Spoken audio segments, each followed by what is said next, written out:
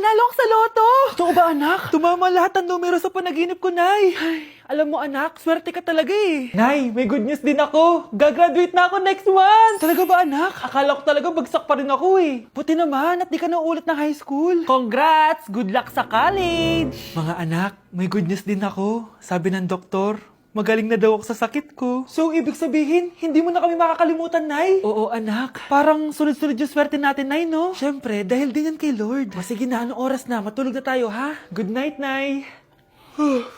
Grabe, ang kalat naman. O anak, ba't kising ka pa? Nay, sobrang kalat kasi dito sa bahay. Naglinis lang ako. Anak, tigil mo yan! Masama yan! Ha? Bakit? Masama na ba maglinis, Nay? Hindi mo ba alam yung pamahiin na bawal magwalis sa gabi? Kasi pag nagwalis ka, parang tinataboy mo daw yung swerte palabas ng bahay. Ako, Nay, 2025 na, naniniwala ka pa rin sa pamahiin? Tumatanda ka na talaga. Ay, hindi ko alam, anak. Takot lang ako na malasin ulit tayo. Sige na, Nay, itulog mo na yan. Malapit na ako matapos dito. Matulog ka na rin, ha? Nasaan na yun? Hindi pwede mawala yun! Oo, anak, ano nangyayari? Umagang-umaga sumisigaw ka. Nay, nawawala yung lotto ticket natin. Hindi natin makiklaim yung pera. Ha? Sige anak, tutulungan kita maghanap, ha? Ay, baka nandito lang yung banda. Oo anak, ba't ka umiiyak? Ayoko na. Ginawa ko naman lahat eh, pero binagsak pa rin ako ng teacher ko. Ano? Hindi na daw ako kasama sa mga gagraduate, Nay. Lahat ng effort ko nasayang. Anak! Nay, magpahinga ka muna. Ako na muna bahala dito. Ano na naman nangyayari sa pamilya natin? Anak? Scarlett? Kyle? Susan? Kamusta ka na? Dok? Ba't nandito ka? Dinalaw kita para kamustahin ka. Mga musta? Eh di ba sabi niyo magaling na ako, Dok? Yun din nakakala ko. Ha? Teka lang, nakita mo ba yung mga anak ko? Susan, matagal nang patay ang mga anak mo. Ha? Hindi mo ba naaalala? Pareho silang na-depress. Si Scarlett dahil sa nawala niyang lotto ticket. Si Kyle naman dahil hindi nakagraduate. Kaya, ayun. Kailangan mo ulit maggamot, Susan. Dahil lumalala na naman ang demensya mo. Nay, namumulang mata ko. Ayan! Kaka-cellphone mo yan eh. Nay, 4 over 50 lang ako sa quiz namin kanina. Naku! Kaka-cellphone mo kasi yan, anak eh. Nay, parang may effect na skincare mo. Ang fresh mo na. I know, right? Hindi kasi ako gaya mo na puro cellphone. Nay, ubos na pabango ko. Oh, puro ka kasi cellphone. Nay, ninakawan daw yung kapitbahay natin. Grabe nakakatakot. Oh, ayan! Cellphone pa more. Nay, sobrang sakit ng ulo ko. Tapos, inuubo pa ako. Ayan! Oh, alam ko na sasabihin mo. Oo na, kaka-cellphone ko na to. Ay hindi, iba na yan. Kapag may 2 symptoms ka, gaya ng headache at ubo, pwedeng flu na to. Oh, eto anak, uminom ka na itong BioFlu. Ay wow, hindi sinisi ang cellphone na. 15 minutes later. Nay, bumubuti na pakiramdam ko. O, diba? Mom knows best talaga. Nay, nawawala yung pera ko sa bulsa. Nakita mo ba? Hindi mo kasi iniingatan yung 500 pesos mo eh. At higit sa lahat, kaka-cellphone mo yan. Ha? Wait, paano niya nalaman na 500 yung nawawalang pera? Pag pinaluha mo ang nanay mo, tandaan mo, may kabayaran ang bawat luha niya. Isipin mo ito, noong maliit ka pa, ilang beses ka bang umiyak sa gabi? Ilang beses kang nagkasakit at nag-alala siya? Ilang beses kang nagutom at tiniis niya ang sarili niyang gutom para lang may maihain sa'yo? Pero ngayon, sino ang lumuluha? Ganun. Pag sumagot ang bata, bastos agad. Hindi ba pwedeng nagpapaliwanag lang? Hindi ba natin kaya makinig? Lalo na kung ang bata, maayos naman ang pananalita, hindi naman mataas ang boses, hindi naman bastos pag nagpapaliwanag. Ang iba kasi sa atin, hindi naman nila lahat talagang ayaw makinig. Pag nagpapaliwanag ng bata, sure na tayo. Class! Reasons that you gotta Pinakaniwala mo ang lahat. Or in fact, ako pa nga dapat yung magtanong sa'yo eh. Minahal mo ba talaga ako? Ang kapal ng mukha mo, minahal kita! Minahal kita ng sobra-sobra! How you could take like going back to Honolulu just to get that Maui Wowie, that Maui. Sa tukod din, sa bakong brincadeira. Diyos ko po, mas lang ako saglit eh. Kuya, sundan mo yan. Sige po, ma'am. Sinasabi ko na nga ba eh, may tinatago ka sa akin. Ayan kuya, huminto ka dito. Magloloko ka na nga lang sa matanda pa. Hoy, bayad mo! Humanda ka talaga sa akin.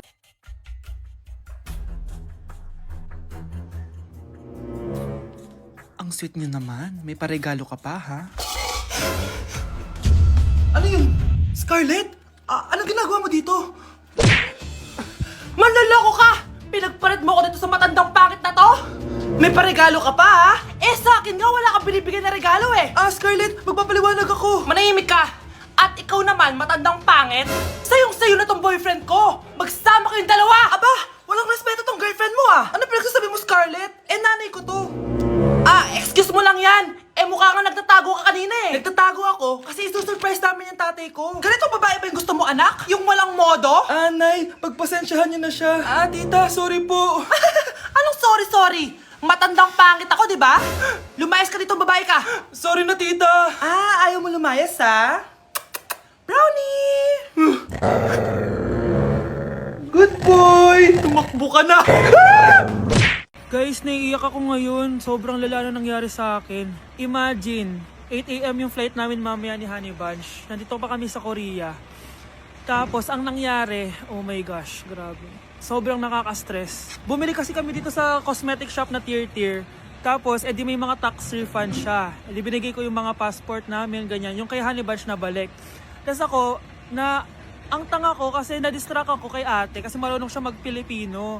Siyempre na-entertain ako ganyan. So anong nangyari, inaya na ako umalis ni Honey Bunch. Hindi ko man lang napansin na hindi ko nakuha yung passport. Sobrang tanga. Kumain pa kami, naglibot-libot pa kami. Like hindi ko man napansin. Pauwi na kami papuntang hotel. 600 pesos yung booking. 10 minutes lang kami nakasakay, tapos chinek ko yung bag ko. Sabi ko, bakit walang passport dito? Wala yung passport ko. Tapos naalala ko, naiwan ko pala doon sa tier shop. Ay, kanina sobrang nanginginig ako. Sobrang gusto kong umiyak.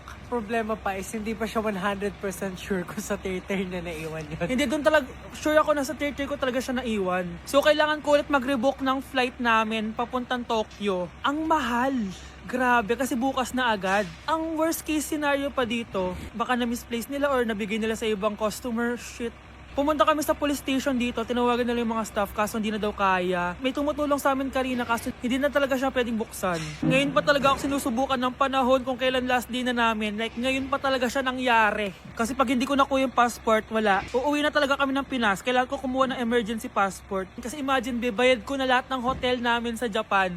Kung di kami matutuloy dun, parang nagsayang lang ako ng pera. Guys, update ko kayo mamaya kung makukuha ko yung passport ko or kung matutuloy pa yung Japan trip namin. Ladies and gentlemen, mga ikasiko kabukanan, let us all count down. Sana maganda. And lift our eyes. 3, 2, and 1.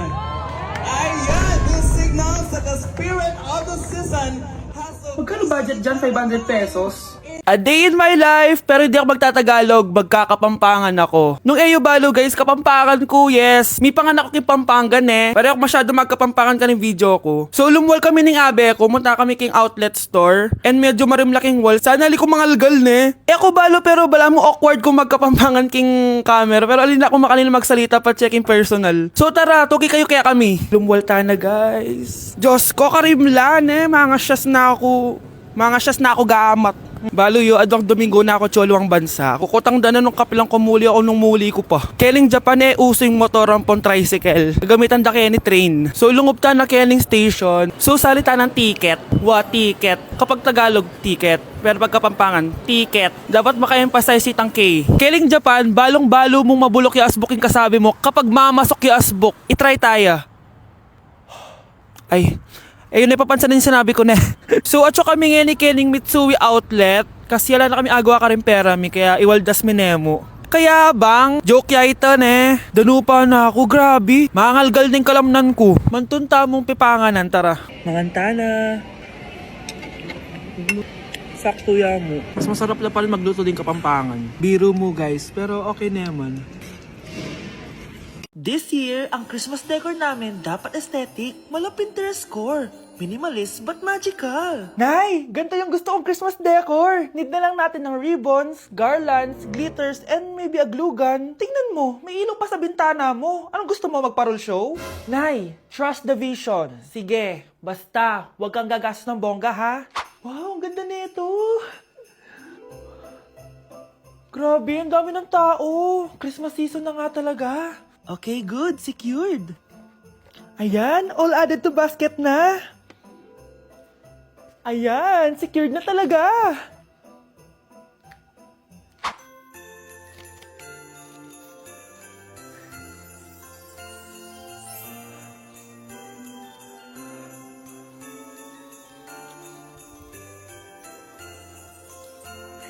Anak, paubos na yung ribbon, no? Oh, eto, ribbon ng cake. Same color naman eh. Pwede na yan. Nay, masisira yung team. Magkaiba yung sukat, oh. Nay, ba't mo inopin yung electric fan? Mainit kasi. Ay, Diyos ko, ang kintab ng pusa. Ang gulo na tuloy. Gusto ko lang naman maging maganda to eh. Anak, maganda naman, oh. Tingnan mo. At least, nagkaroon tayo ng mother-daughter bonding. Parang okay naman. O, di ba? I'm the OG interior designer.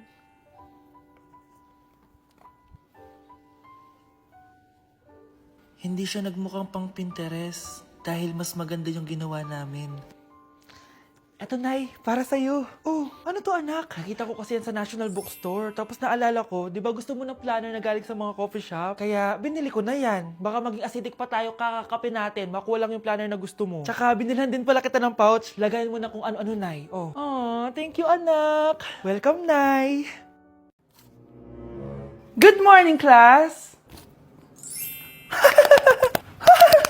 Bakit ang dami nakadikit sa wall? May ballpen, may walis. Ma'am, uso kasi to. Ididikit mo yung mga bagay gamit yung wall friction. Parang ganito. O, di ba, ma'am? Ano? Wall friction? Hoy! Baka mahulog ka dyan! Kung mga bata to. Kung ano-ano kasi nakikita niyo sa TikTok na yan eh. Try ko naman tong calculator. Ang saya! Tingnan niyo, dami ng gasgas ng wall, oh. Tanggalin niyo na yan. Kung hindi, i-absent ko kayong lahat. Guys!